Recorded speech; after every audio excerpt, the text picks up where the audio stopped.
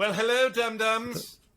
What a game last night. Put on your scarves. 47 scored. We're going to break it all down for you and get into the next tilt versus the Scarves. The Scarves? The Sharks, right here on the OZone.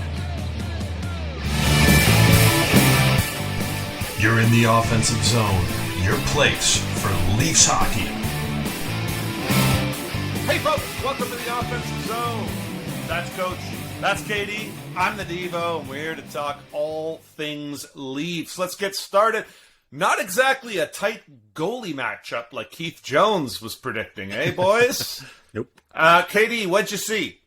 Well, much better than I predicted. I think I called a 3-1 game. Obviously turned into a 6-2 game. But I've been talking about this all year. Not all doors can be opened with a key. Some doors need to be kicked in.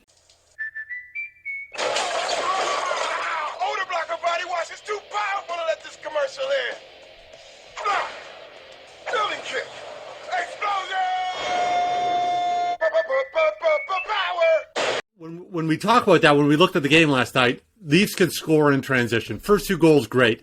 Outsped the team down. Kerfoot looked like had an awesome goal. We had the second goal from our boy 47 on a nice toe drag from Pavel Simmons. If he keeps dangling like that, we'll start calling him Russian names. But the last four goals are the ones I wanted to focus on. The third goal, design play from the point, Tavares in front of the net, deflection in, awesome. Second goal, they beat the defense on the forecheck. We had a wraparound from Tavares, and Matthew scored. Power play goal, the fifth goal with Richie in front of the net, and Bunting on the sixth goal behind the goalie. Doesn't get any greasier than that. This is what you do. These are playoff goals. These are door-kicking goals. And so going forward, we really want to concentrate on how many of these goals we get going forward. It'll help the team. Now, I'm going to start a bit of a tradition here. So I have my door kick-in, my DKI awards. These help you get closer to the cup. I think this first game award is 91 Tavares. The first goal, deflection, screenshot, and then that fourth goal too. It opened the game wide up. So Tavares, you got the first DKIs. Okay. What do you like, Coach? Devo, we got to up the budget for the props department. What was that? Obviously a dominating win. We wore the scarves in the intro because of 47 scoring. First goal since the first home game opener. So dominating win. Not much to talk about in the win. Loved every part of it. Even loved Sean Dursey getting a goal. But hey, here's what I like. Justin Bieber was in the house. I watched the game on TNT. They showed Bieber often. Judging by the way they showed him throughout the game, he had to have at least 15 Bud Lights. Good for him. And you know what? So the guy's a Leaf fan. He's in a suite. I don't begrudge him that at all. The guy, you know what? When he was 24 years old, he was worth $200 million. What do you want from that guy? He made a couple of bad decisions. Everyone's piling on him. Leaf fan, good Leaf fan, love you, Bieber. Hey, listen, we got a spot for you when you want to come on here. So I like Biebs being on there. I like the rest of the NHL on TNT broadcast. I watched it outdoors in our outdoor room. Mrs. Coach put on a fire, which was lovely. And here's a little shot here with the fire. And I got into a Bordeaux last night. And, the intermission crew. So Liam McHugh, a lot more relaxed than he was on NBC. Paul Bissonnette, unbelievable fellow podcaster. He's good. And Rick Tocchet, he's all right. But Henrik Lundqvist was really good. And then on the play-by-play, it was a legit crew. Kenny Albert, a lot of credibility. Eddie Olczyk's great. Keith Jones was good on there too. So I liked it. Yeah. But the best part I liked was they had Austin Matthews mic'd up. They were interviewing him during the warm-up. It was pretty cool. Now, 34 doesn't have much to say, but it was pretty cool. As he's going in, taking shots in the warm-up, he's talking to these guys. And then they had him mic'd up for this goal. If you haven't seen the clip, folks, go see it. He comes in, he hugs Tavares, he goes, "I love you, Johnny." And then everybody else goes, "I love you, boys." It's great, man. It's great. And then here's his face. when Spezza comes to the bench after you pick the top corner to go up 5-1. Look at his face. Yeah. Fantastic. Loved everything about it. First game I've ever seen on TNT, and I liked it. I'd go back. All right. Well, I love the way the fourth line played. I got to be honest. 47-19, 24, that's a perfect fourth line.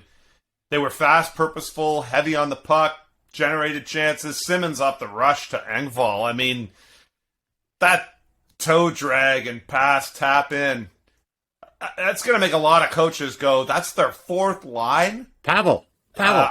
I predicted Simmons would get one. He didn't, but that was he had some chances, but that was good enough. I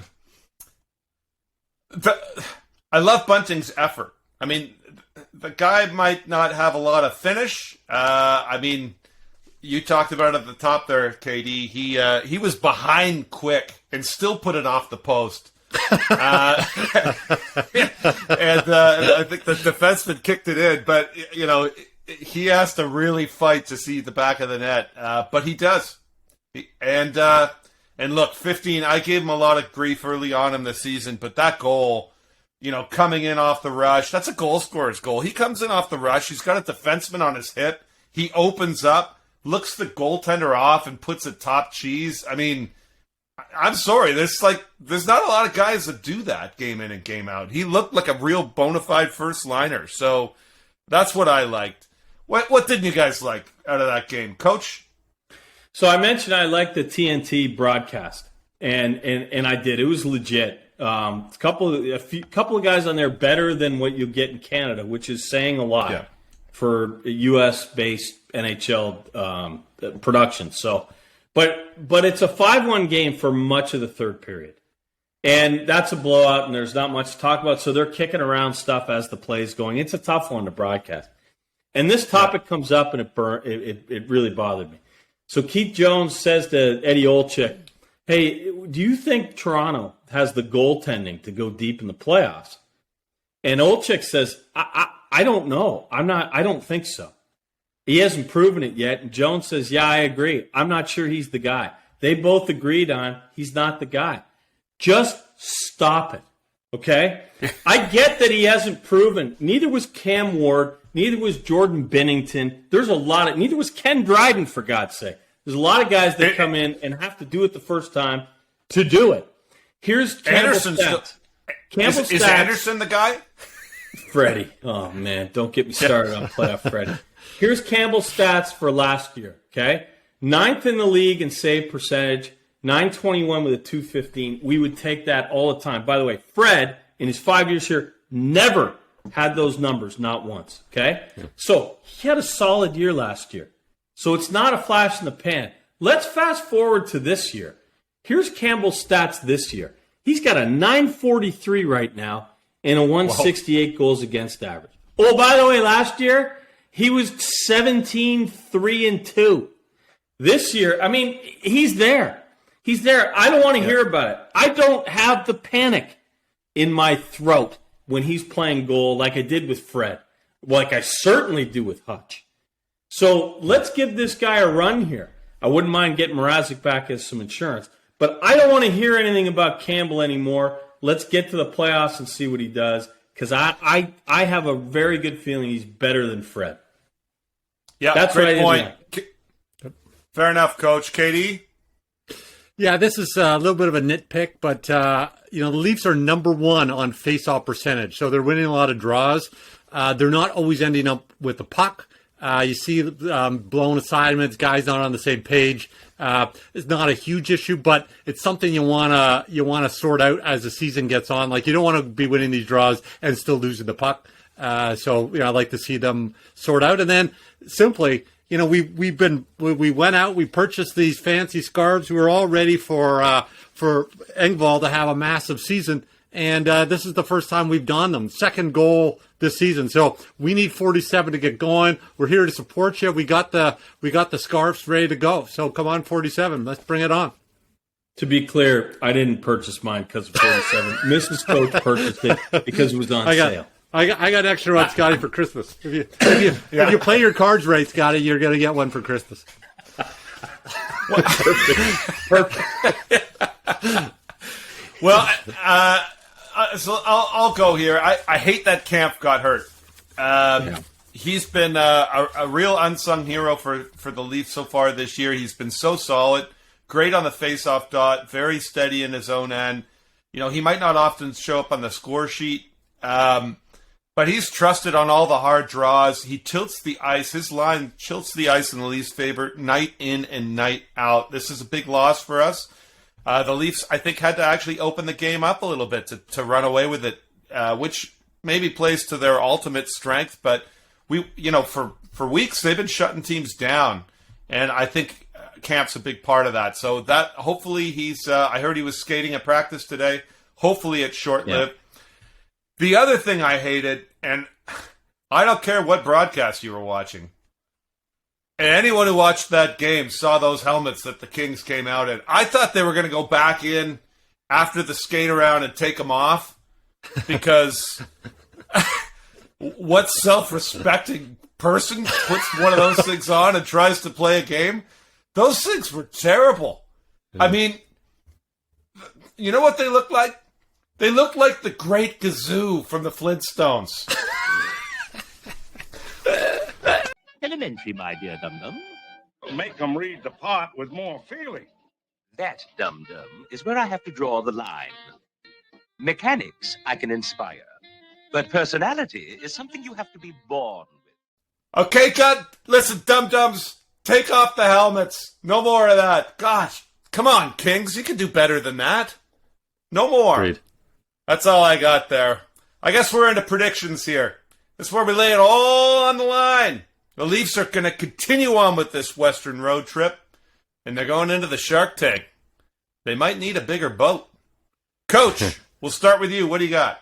Okay, I hope James Reimer doesn't play. Love that guy. He gave us hope. There's only a few people in my career, my 53 years as a Leaf fan, that have given us hope. He's one of them. So I hope he doesn't play because the Leafs are rolling. I'm calling a 5-4 win. 4, because the kid's playing net, Joseph Wall. I say Matthews gets a pair. But as longtime listeners to the pod will know, I like to go on and make another prediction that's not about the game. And so I was talking to this guy. His name's Craig Menard. We call him Minzy. That's how the hockey nicknames work out, right? He's on our beer league team. Guy had a great career. Played in the OHL. Played at University of New Brunswick. Won a title there and was captain. Had a 10 or 11 year run as a pro. CHL, ECHL. Captain at most stops. Won in the CHL with Texas. Great guy.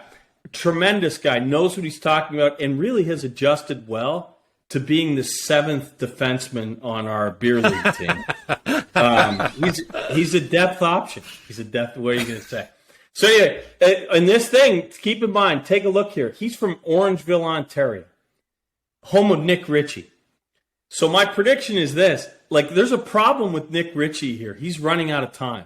And so I texted, here's a text string I got with my buddy Minzy just today. I said, hey, Minz, still nothing from Ritchie. 21 games in. I know all of Orangeville was pumped when he signed. What are people up there saying now? Are they losing their minds? This was his terse response. Coach, we would appreciate if you would stop saying 20 is from Orangeville. He's actually from Oakland. They've already given up on him. They're giving up on him. I think that it's high time that the Leafs make a decision one way or the other. It's coming soon. He's going to score in this game or next, or he's in the A for the rest of the year. That's my prediction. Okay, KD, got to make it quick. 4-1 Leafs, 24 scores, not 34, 24 scores. 4-1. Okay. Heads will roll in Montreal before the end of the month. And then I've got a big one coming next time. Whoa. All right, 4-1 stole my thunder, KD. This is exciting. I'm going to go 4-2, and I think the fourth line gets a couple if they keep rolling with 47, 19, and 24. That's all we got today for you, folks. You keep tuning in here if you want to hear about your Leafers. Right here we got you covered on the OZone.